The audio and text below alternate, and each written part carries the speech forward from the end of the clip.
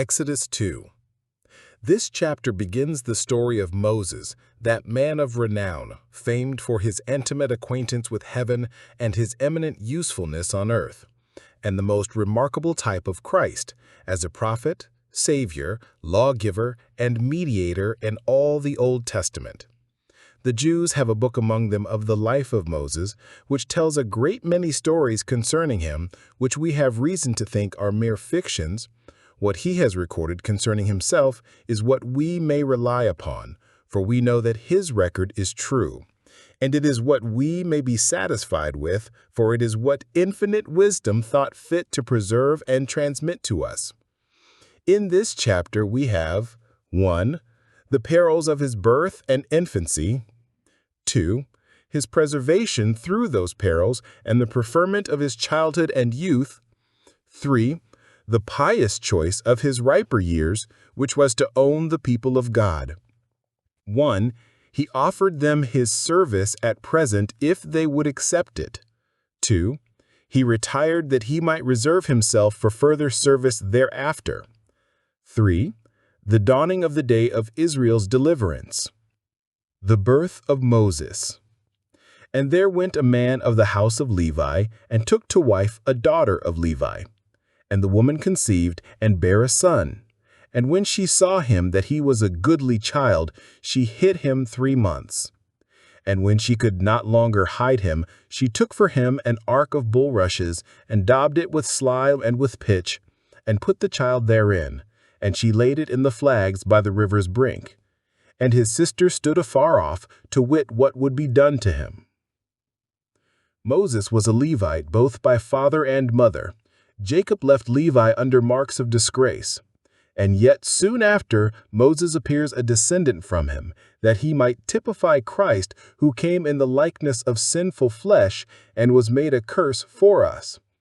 This tribe began to be distinguished from the rest by the birth of Moses, as afterwards it became remarkable in many other instances. Observe concerning this newborn infant. How he was hidden.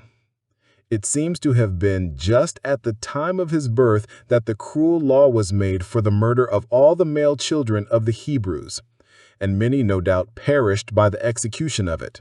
The parents of Moses had Miriam and Aaron, both older than he, born to them before this edict came out, and had nursed them without that peril.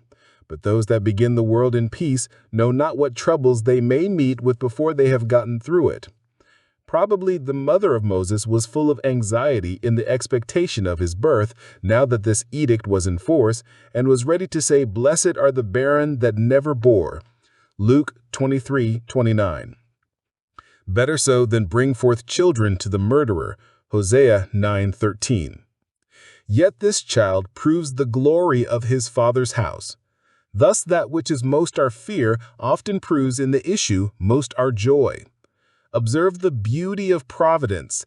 Just at the time when Pharaoh's cruelty rose to this height, the deliverer was born, though he did not appear for many years after.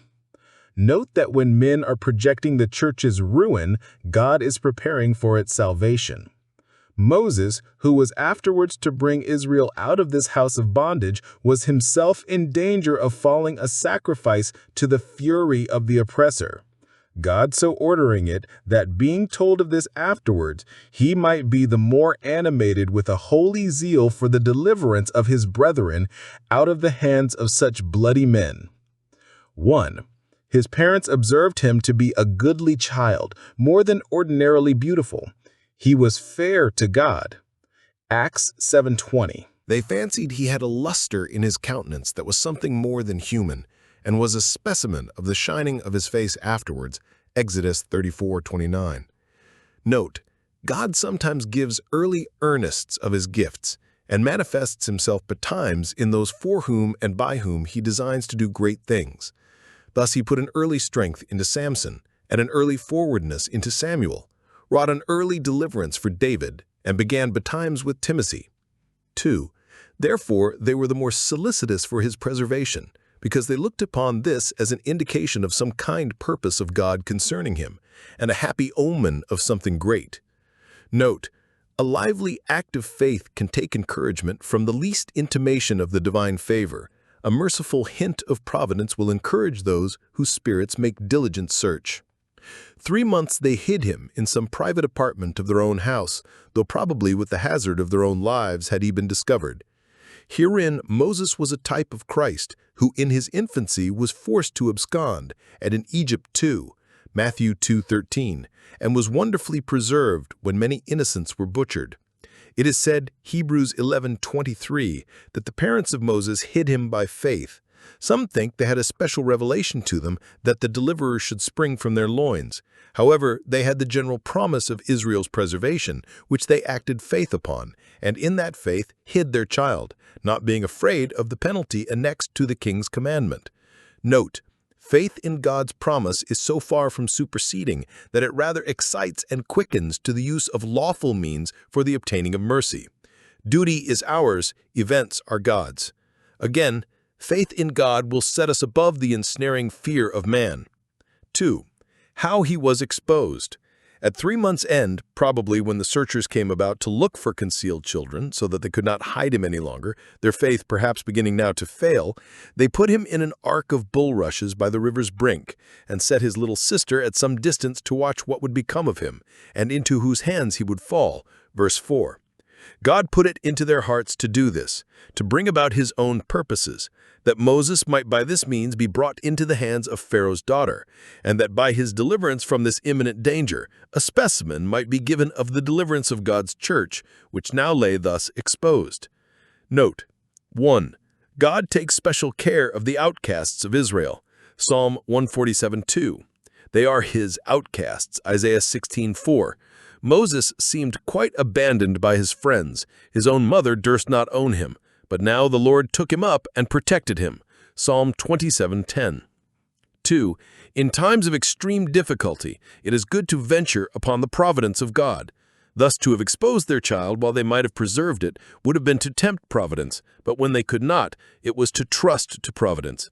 Nothing venture, nothing win. If I perish, I perish. The deliverance of Moses, 1571 BC. 5. And the daughter of Pharaoh came down to wash herself at the river, and her maidens walked along by the river's side. And when she saw the ark among the flags, she sent her maid to fetch it. 6. And when she had opened it, she saw the child, and behold, the babe wept. And she had compassion on him, and said, This is one of the Hebrews' children.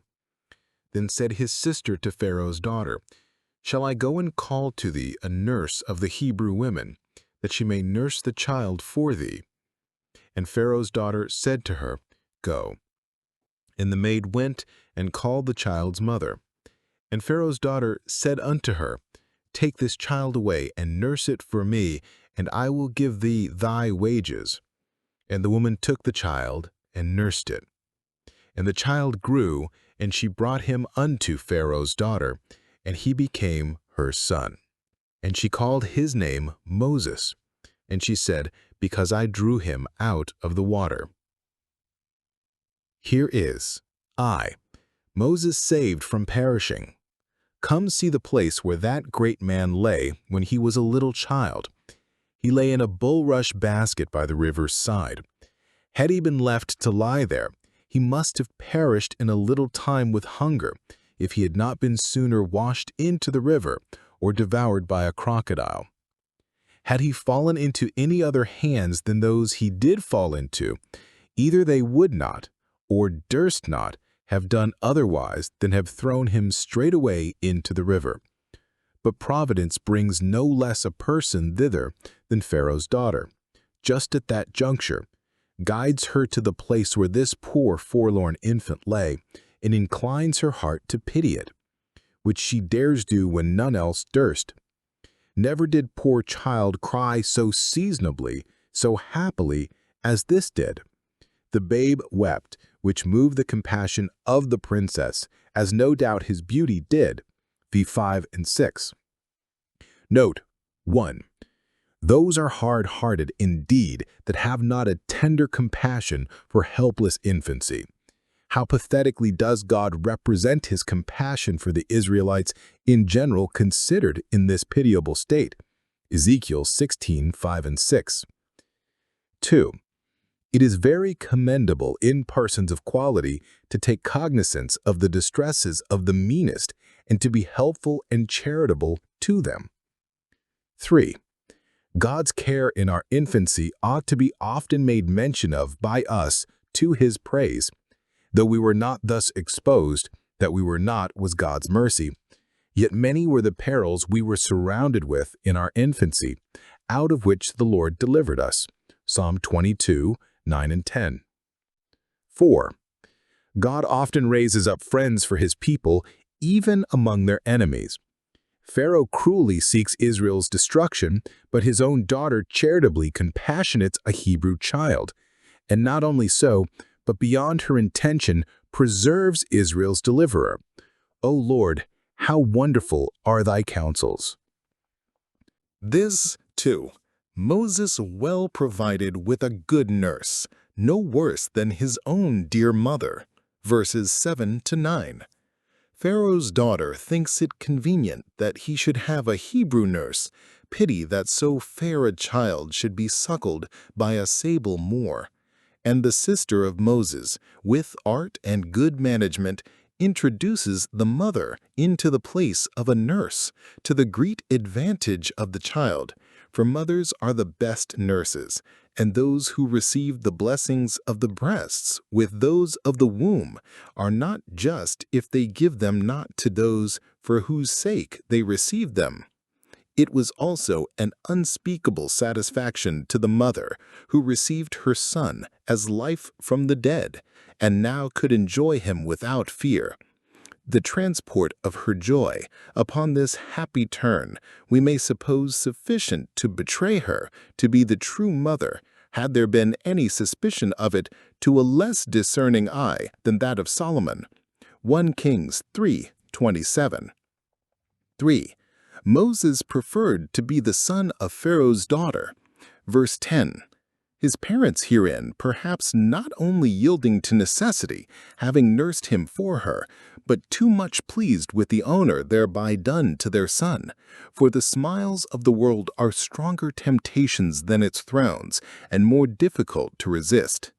The tradition of the Jews is that Pharaoh's daughter had no child of her own, and that she was the only child of her father, so that when he was adopted for her son, he stood fair for the crown.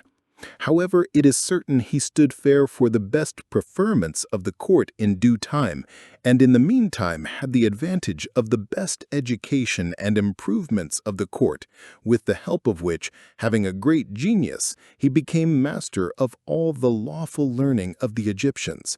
Acts 7:22. Note 1. Providence pleases itself sometimes in raising the poor out of the dust to set them among princes. Psalm 113:7 and 8. Many who, by their birth, seem marked for obscurity and poverty, by surprising events of providence are brought to sit at the upper end of the world, to make men know that the heavens do rule. 2. Those whom God designs for great services he find out ways to qualify and prepare beforehand. Moses, by having his education in a court, is the fitter to be a prince and king in Jeshurun.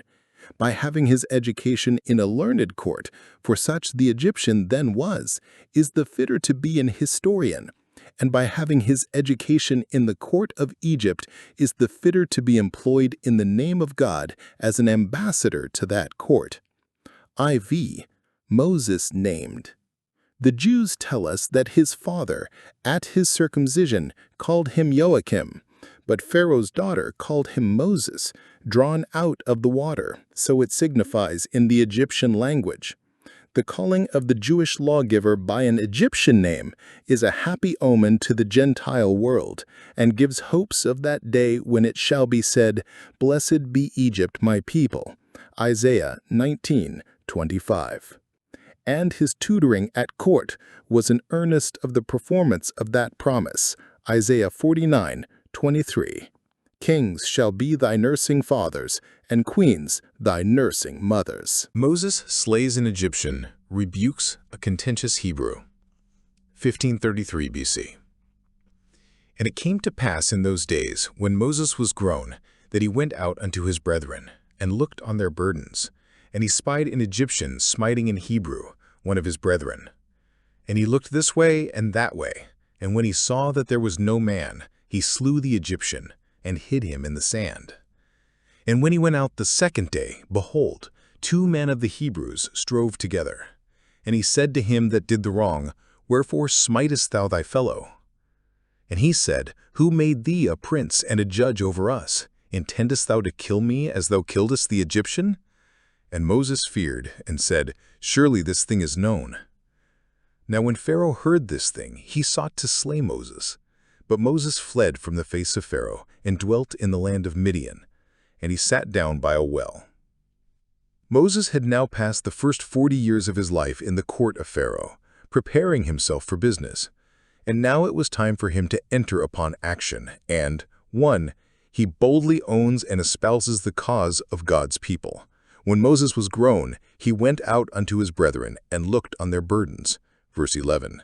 The best exposition of these words we have from an inspired pen. Hebrew 11:24-26, where we are told that by this he expressed, 1. His holy contempt of the honors and pleasures of the Egyptian court. He refused to be called the son of Pharaoh's daughter, for he went out. The temptation was indeed very strong. He had a fair opportunity, as we say, to make his fortune, and to have been serviceable to Israel too, with his interest at court. He was obliged in gratitude as well as interest to Pharaoh's daughter, and yet he obtained a glorious victory by faith over his temptation. He reckoned it much more his honor and advantage to be a son of Abraham than to be the son of Pharaoh's daughter. 2. His tender concern for his poor brethren in bondage, with whom, though he might have easily avoided it, he chose to suffer affliction. He looked on their burdens as one that not only pitied them, but was resolved to venture with them, and, if occasion were, to venture for them. 2. He gives a specimen of the great things he was afterwards to be employed in doing for God and his Israel in 2 little instances, related particularly by Stephen in Acts 7:23 with design to show how their fathers had always resisted the Holy Spirit, verse 51, even in Moses himself when he first appeared as their deliverer, willfully shutting their eyes against this daybreak of their enlargement.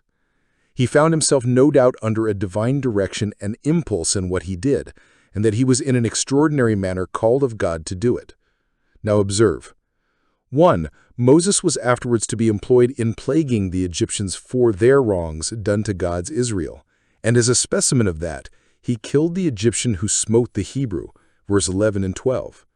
Probably it was one of the Egyptian taskmasters whom he found abusing his Hebrew slave, a relation, as some think, of Moses, a man of the same tribe.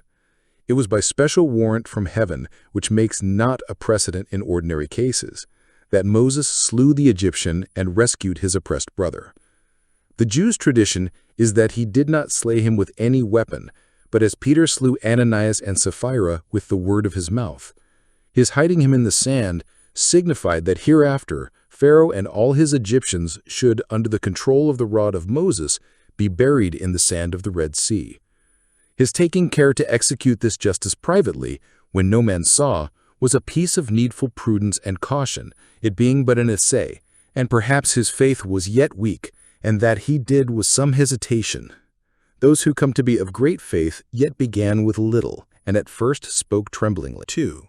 Moses was afterwards to be employed in governing Israel, and as a specimen of this, we have him here trying to end a controversy between 2 Hebrews, in which he is forced, as he did afterwards for 40 years, to suffer their manners. Observe here, first of all, the unhappy quarrel which Moses observed between 2 Hebrews, verse 13. It does not appear what was the occasion, but whatever it was certainly very unseasonable for Hebrews to strive with one another when they were all oppressed and ruled with rigor by the Egyptians. Had they not beating enough from the Egyptians, but they must beat one another? Note, first of all, even sufferings in common do not always unite God's professing people to one another, so much as one might reasonably expect. Secondly, When God raises up instruments of salvation for the church, they will find enough to do, not only with oppressing Egyptians to restrain them, but with quarrelsome Israelites to reconcile them.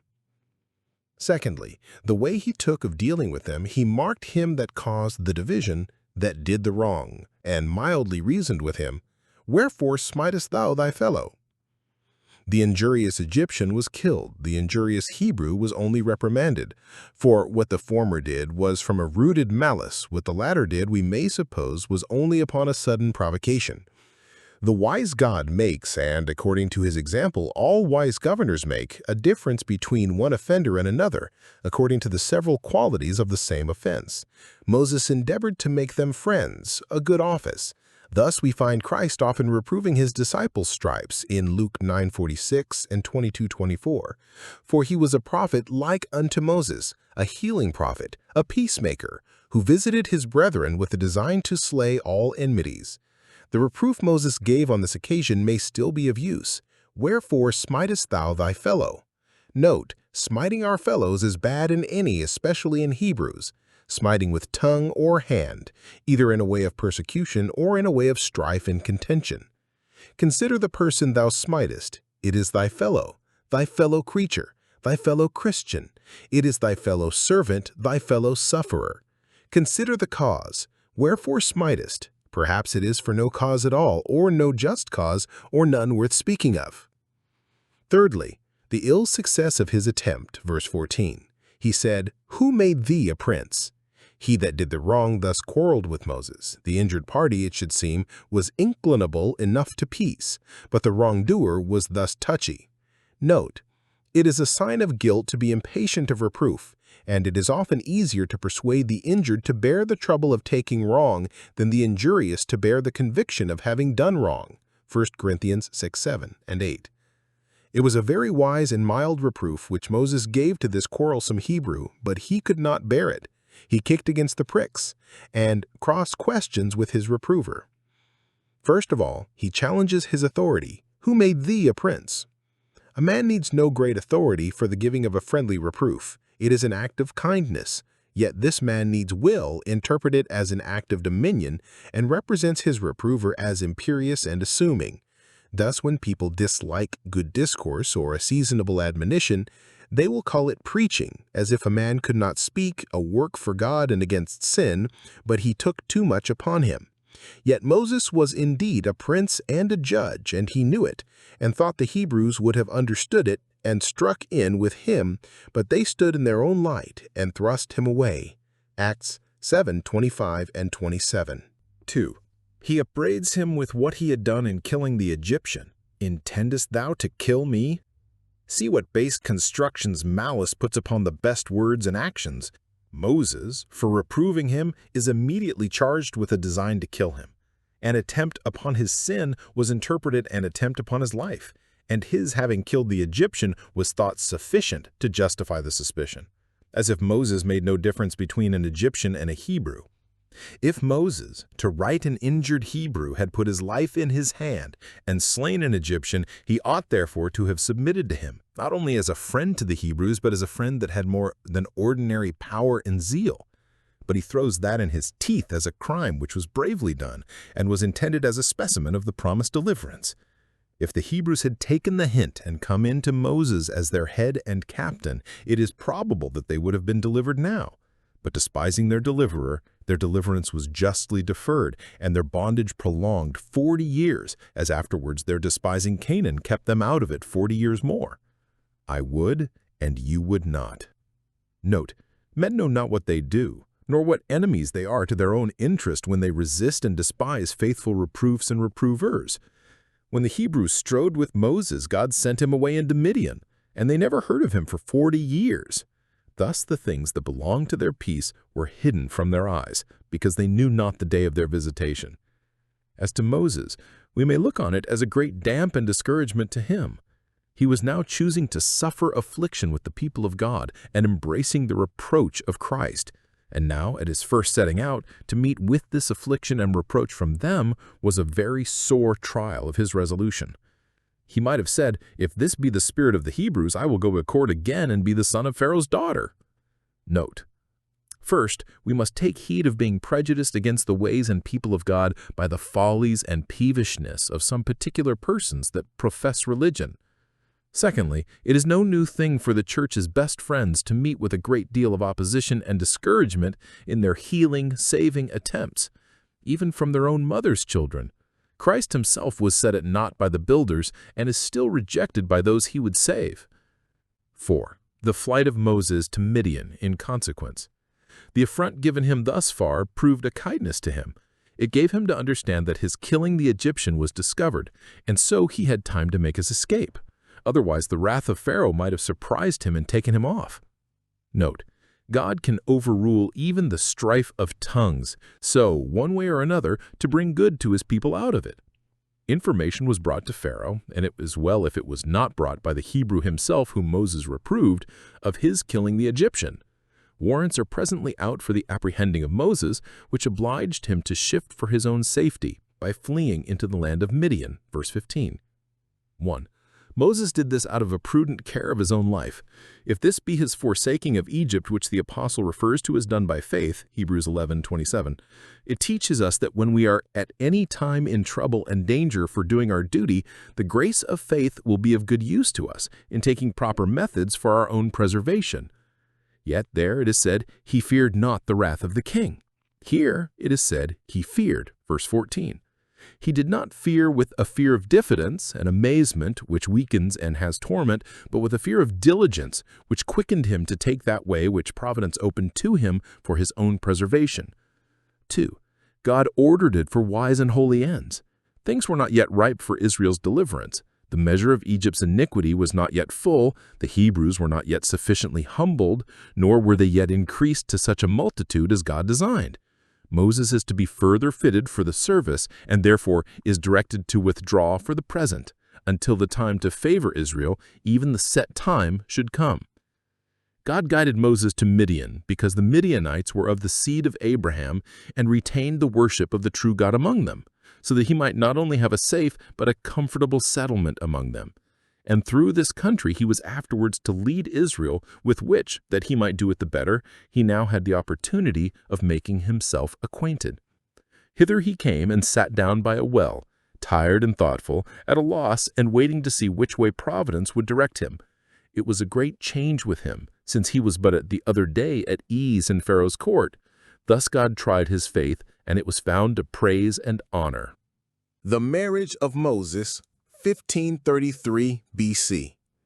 Now the priest of Midian had 7 daughters, and they came and drew water, and filled the troughs to water their father's flock. And the shepherds came and drove them away. But Moses stood up and helped them, and watered their flock. And when they came to Reuel their father, he said, How is it that ye are come so soon today? And they said, An Egyptian delivered us out of the hand of the shepherds, and also drew water enough for us, and watered the flock. And he said unto his daughters, And where is he? Why is it that ye have left the man? Call him, that he may eat bread. And Moses was content to dwell with the man.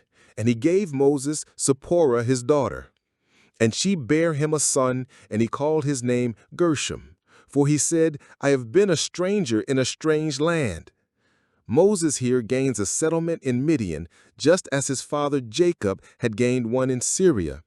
Genesis 29:2, etc. And both these instances should encourage us to trust Providence and to follow it.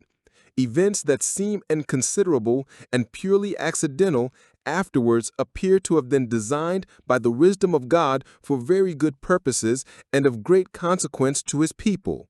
A casual, transient occurrence has sometimes occasioned the greatest and happiest turns of a man's life. Observe, concerning the 7 daughters of Reuel the priest or prince of Midian, they were humble and very industrious according to the employment of the country was. They drew water for their father's flock. Verse 16.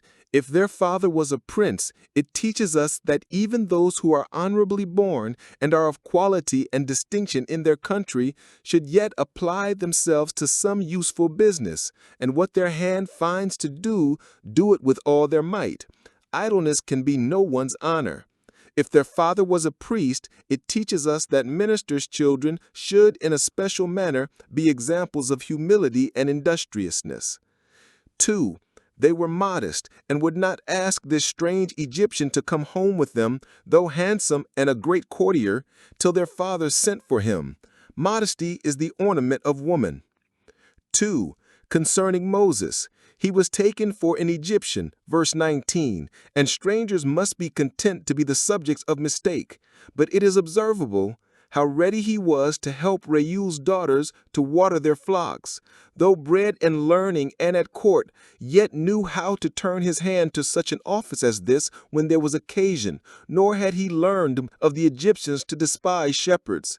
Note that those that had a liberal education yet should not be strangers to servile work, because they know not what necessity providence may put them in of working for themselves, or what opportunity providence may give them of being serviceable to others.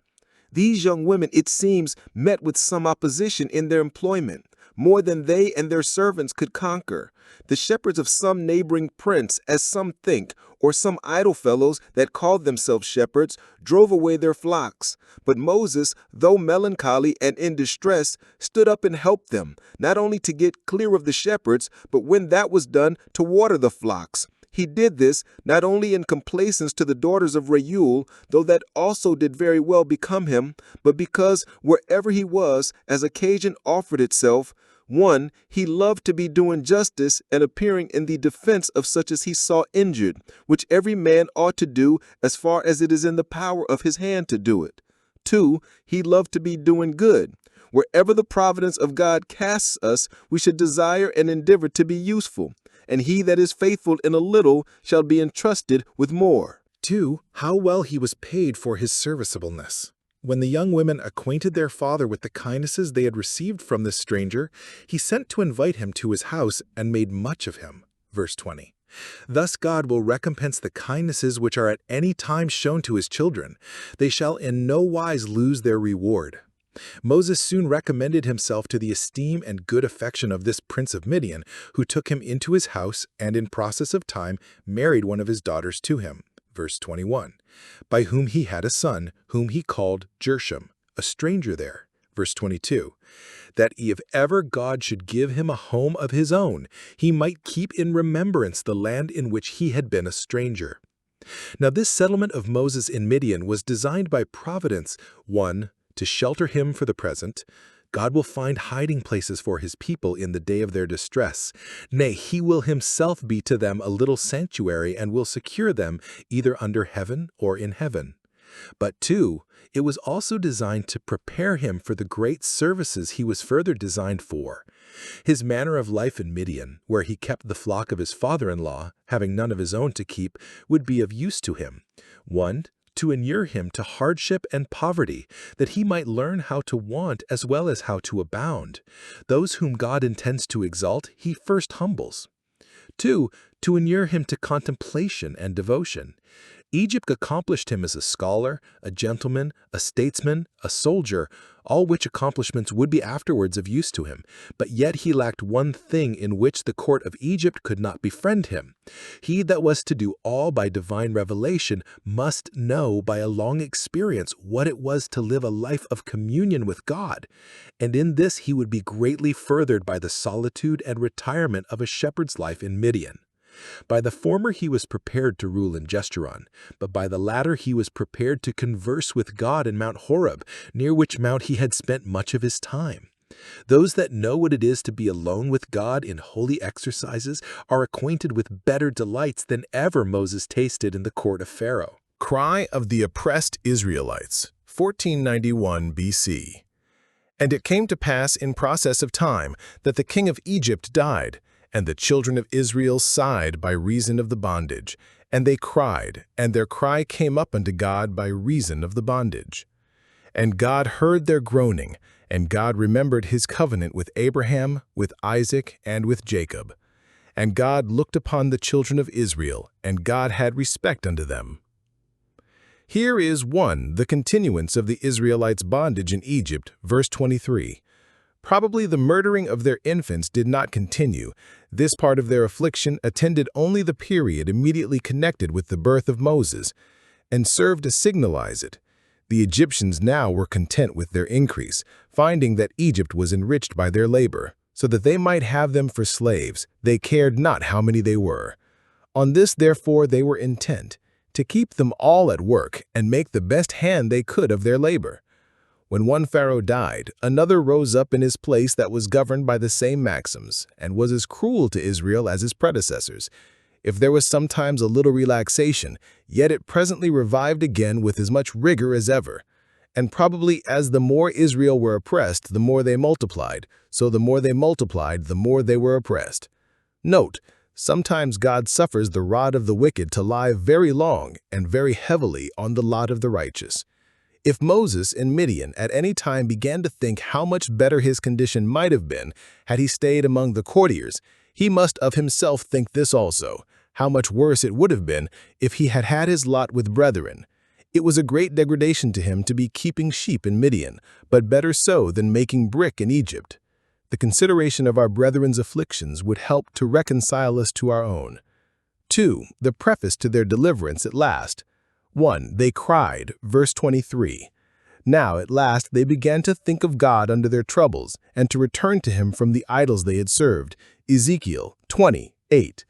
Hitherto they had fretted at the instruments of their trouble, but God was not in all their thoughts. Thus hypocrites in heart heap up wrath. They cry not when he binds them. Job 36:13. But before God unbound them, he put it into their hearts to cry unto him, as it is explained, Numbers 20:16. Note that it is a good sign that God is coming towards us with deliverance when he inclines and enables us to cry to him for it. 2. God heard, verse 24 and 25. The name of God here is emphatically prefixed to 4 different expressions of a kind intention towards them. 1. God heard their groaning. That is, he made it to appear that he took notice of their complaints. The groans of the oppressed cry aloud in the ears of the righteous God, to whom vengeance belongs, especially the groans of God's spiritual Israel. He knows the burdens they groan under and the blessings they groan after, and that the blessed Spirit by these groanings makes intercession in them. 2. God remembered his covenant, which he seemed to have forgotten, but of which he is ever mindful. This God had an eye to, and not to any merit of theirs in what he did for them. See Leviticus 26:42. 3. God looked upon the children of Israel. Moses looked upon them and pitied them, verse 11, but now God looked upon them and helped them. 4. God had a respect unto them, a favorable respect unto them as their own. The frequent repetition of the name of God here intimates that now we are to expect something great, opus Deo dignum, a work worthy of God. His eyes which run to and fro through the earth are now fixed on Israel to show himself strong, to show himself a God in their behalf.